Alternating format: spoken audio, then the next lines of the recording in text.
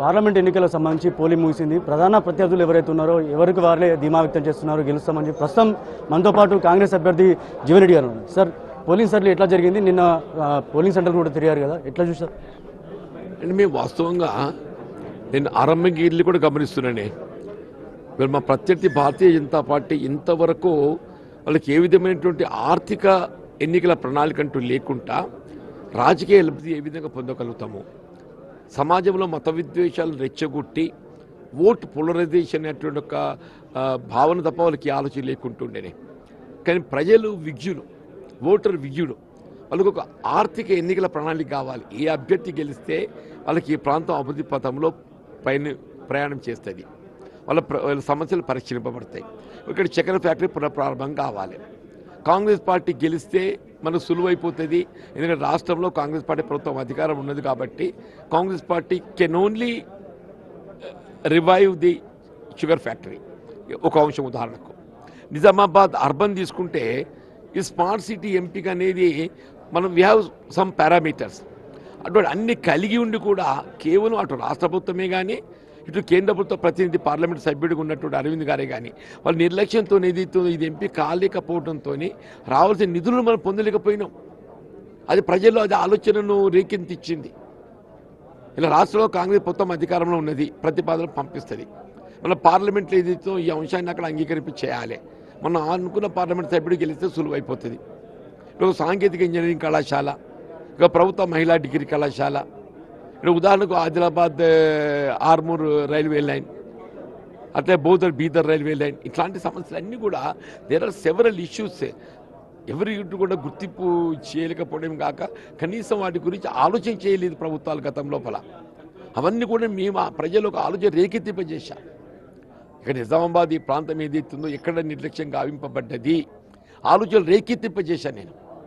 ఇప్పుడు ఆ సమస్యలు పరిష్కరింపజేయబడాలి అంటే అట్లీస్ట్ నేను వాటిని సమాజ దృష్టి పట్టుకొచ్చా. కాబట్టి తప్పకుండా my chances, Congress party chances are bright. మీరు అంటున్నారు ఇప్పుడు వాళ్ళు ఏదైతే పార్లమెంటు ఎలక్షన్ సంబంధించి అరవింద్ గారు చెప్తా ఉన్నారు, ఏదైతే గతంలో పసుపు బోర్డు తీసుకొచ్చాను అదే స్టాండ్ మీద నిలబడ్డారు, ఇప్పుడేమో షుగర్ ఫ్యాక్టరీ గల్ఫ్ బోర్డు అని చెప్తా ఉన్నారు. ఎట్లా చూస్తారు సార్? చూడు బాబు, ఆయన పసుపు బోర్డు ఎక్కడ పెట్టిండో ఆయనకు తెలియదా? నేనేగాక మొన్న అమిత్ షా గారు ఏం చెప్తుండ్రు, నేను పసుపు బోర్డు ఇందూరు గడ్డ మీద నిజామాబాద్లో పెడతా అని చెప్పి అంటాడు. పెట్టినోడితే మళ్ళీ పెడతానని సమస్య ఎందుకు వస్తుంది? నువ్వు ఇక్కడ ఏర్పాటు చేసినోడు అయినట్టయితే మళ్ళీ ఏర్పాటు చేసిన సమస్య ఎందుకు వస్తుంది? నువ్వు ఏర్పాటు చేయలేదు కాబట్టి ఏర్పాటు చేస్తా అని చెప్తున్నావు. షుగర్ ఫ్యాక్టరీ రివైవల్టీ ఏదైతే ఉందో అమిత్ షా గారు చెప్పిన మేము సహకార రంగంలో దీన్ని చేసే ప్రయత్నం చేస్తామని చెప్పని. సహకార రంగం అంటే రైతులపై భారం వేయటము, which is not possible at all. కానీ కాంగ్రెస్ పార్టీ ఆ విధంగా కాకుండా ప్రభుత్వ పరంగా దీన్ని రీఓపెన్ చేస్తామని చెప్పి అంటున్నాం. We have initiated the process. Gulf కార్మికులకు ఏదైతే కార్మిక సంక్షేమ బోర్డు మేము ఏర్పాటు చేస్తున్నాం. ఇలా కేంద్ర ప్రభుత్వం భారతీయ జనతా పార్టీ ఎంతవరకు దాన్ని ఏదైతే ఒక ఆదాయ మార్గంగా ఎంచుకున్నది. వాళ్ళు ఏదో విదేశీ మార్గ ద్రవ్యాన్ని సమకూరుస్తున్నారు. గత దశాబ్ద కాలంలో ఏదైతుందో అప్పుడు 20 lakh crore 20 లక్షల కోట్ల విదేశీ మార్గ ద్రవ్యాన్ని సమకూర్చిండ్రు. You did not give a single rupee benefit to them. ఇవన్నీ కూడా వాళ్ళు ఆలోచిస్తున్నారు. వీళ్ళు బీడీ కార్మికులు ఉన్నారే, మొత్తం దేశంలో బీడీ పరిశ్రమను ఆదాయ మార్గంగా ఎంచుకుంది భారతీయ జనతా పార్టీ. ఈ యొక్క ఆడబిడ్డకి ఏదైతే పెన్షన్ సౌకర్యం లేదు, జగిత్యాలు ఈపీఎఫ్ కార్యాలయం లేదు, పాస్పోర్ట్ కార్యాలయం లేదు, ఈఎస్ఐ ఆసుపత్రి లేదు.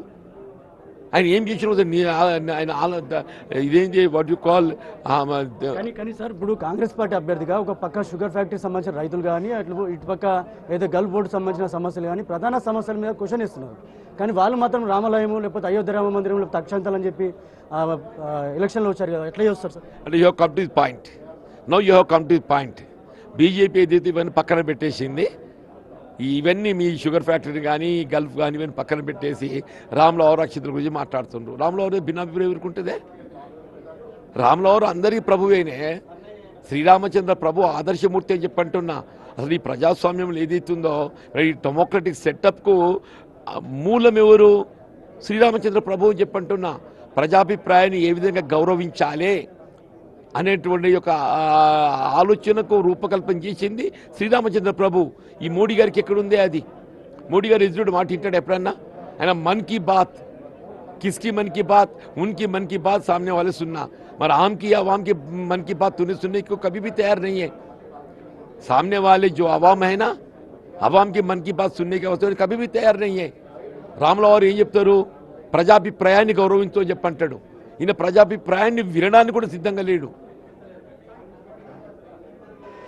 ఇది ఈ పార్లమెంట్ ఎలక్షన్ సంబంధించి మొత్తం 7 నియోజకవర్గాలు సార్, ఎక్కడెక్కడ మీకు మెజార్టీ వస్తుంది, ఎంత మెజార్టీతో మీరు గెలుస్తారని ధీమా వ్యక్తం చేస్తారు? మేము రఫ్లీ I'm expecting 1 lakh over majority in all 7 segments. I'm expecting majority little more or less, కొంత ఎక్కువ తక్కువలు ఉంటాయి కావచ్చు, బట్ ఏదైతే ఉందో in all 7 segments I'm expecting majority lead.